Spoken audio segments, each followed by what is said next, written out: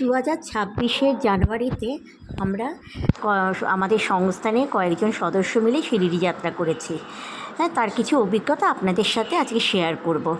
তো আমরা যেহেতু ট্রেন অনেক লেটে মানে স্টেশনে পৌঁছেছিল, প্রায় 11:30, তাই আমাদের হোটেলে পৌঁছাতে 12:30 হয়ে গেছিলো। ওই দিনকে আমরা ডিনার করে আমরা আর বাবাকে দর্শন করতে পারিনি। পরের দিন সকাল 4:30-র সময় আমরা স্নান বাবার দ্বারকামাইতে আমরা এসেছি। দ্বারকামাইতে আপনার এখানে লাইন দিয়ে, অনেক লাইন ছিল, লাইন দিয়ে দ্বারকামাইতে বসে আমরা কাকর আরতি আর বাবার স্নানযাত্রা দেখেছি। আর যদি আপনি সমাধি মন্দিরে দেখতে চান, তবে আগের দিন রাত্রি 12টা থেকে আপনাকে লাইন দিতে হবে। 12টার সময়, রাত্রি 12টার সময় গেট খুলে দেয়। পরের দিন সকালে স্নানযাত্রা আর কাকর আরতি দেখার জন্য একদম সমাধি মন্দিরে বসে। আর যারা ডোনেশন দিচ্ছে তাদের অন্যরকম, তারা সামনে বসে দেখতে পাচ্ছে। আর এটা বাবার। তারপরে আমরা চলে আসি বাবার চাওয়ারিতে। চাওয়ারি মন্দিরে নমস্কার করে আমরা সোজা সমাধি মন্দিরে চলে যাই। সমাধি মন্দিরে তো ফটো তোলার কোনো অ্যালাউড নেই, তাই ওটা দেখাতে পাচ্ছি না। এরপরে আমরা ব্রেকফাস্ট করে আমরা বাইজাবাইয়ের বাড়িতে চলে আসি। এটা পুরোটাই এখন বন্ধ, সংস্কার নেই। হ্যাঁ, একদম যেরকম ছিল সেরকম। পাশেই লক্ষ্মীবাই সিন্ধের বাড়ি। লক্ষ্মীবাই সিন্ধের বাড়িটাও প্রায় ভগ্নপ্রায় অবস্থা। হ্যাঁ, এইটা বাইজাবাইয়ের বাড়ি। তার পাশে দেখবেন, আপনাদের শামার বাড়িটা দেখানোর চেষ্টা করছি। পাশেই শামার বাড়ি, এখন এটা দিয়ে দেখা যাচ্ছে না। পাশেই শামার বাড়ি, সেটা এটা শামার বাড়ি। এটা ভগ্নপ্রায় অবস্থায় এটা পড়ে রয়েছে।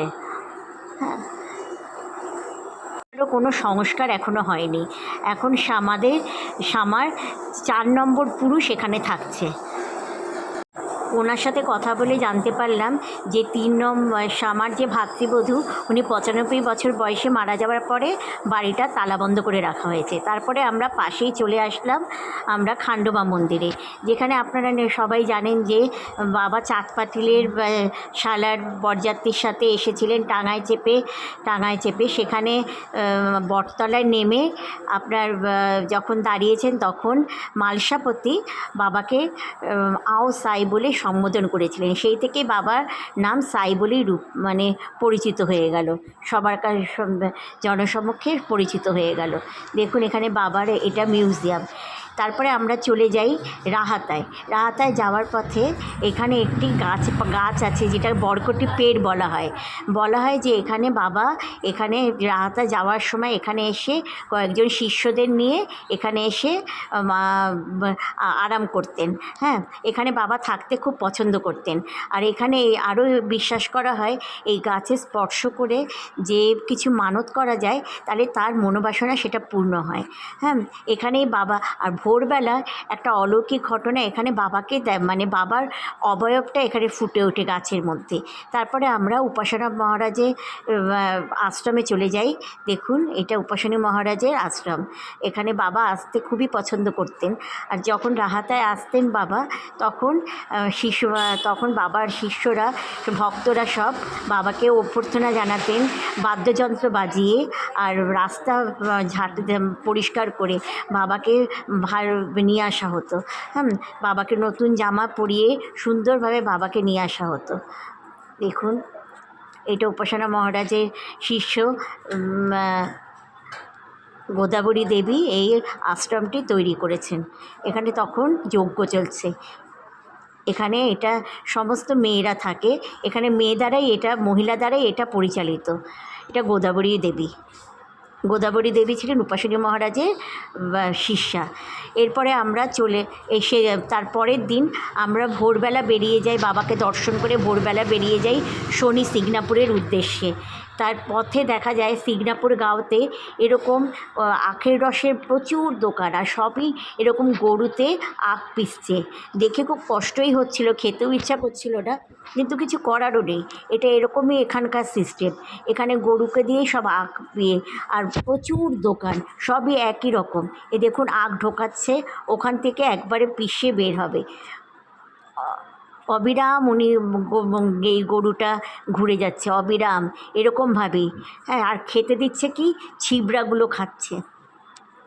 এখানে আপনি মানে আখের গুড় থেকে শুরু করে সব পেয়ে যাবেন। তারপরে আমরা চলে গেলাম শনি সিগনাপুরে। এখানে ফটো তুলতে দিচ্ছিল না, তবুও অনেক কষ্টে এটা তোলা হয়েছে। হ্যাঁ, এবারে এটা দেখুন,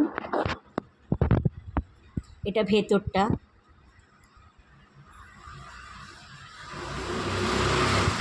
আমরা ছোট সবাই বাবার মাথায় তেল ঢালবো বলে আমরা সবাই ছোট তেল নিয়ে গেছি, কিন্তু যারা ডোনেশন দিচ্ছে, হ্যাঁ, বা আলাদা করে টিকিট কাটছে বাবাকে দেওয়ার জন্য, বা তেল দেওয়ার জন্য, সেটা সেটা প্রায় 5,000 টাকা থেকে শুরু।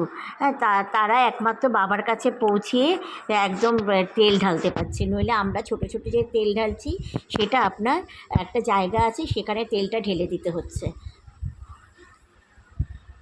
দেখুন শনি সিগনাপুরে আমি চেষ্টা করছি আপনাদের তেল ঢালানোটা দেখানোর।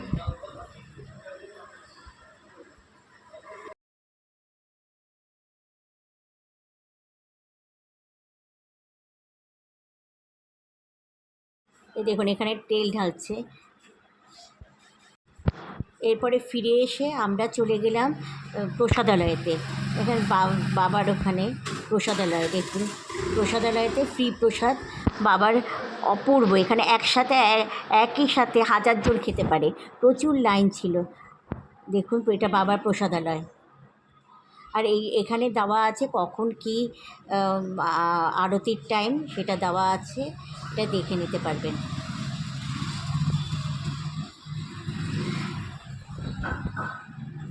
এটা বাবা তারপরের দিন পালকি যাত্রা দেখে, এটা বৃহস্পতিবার করে পালকি যাত্রা হয়। দেখুন বাবার পালকি যাত্রা।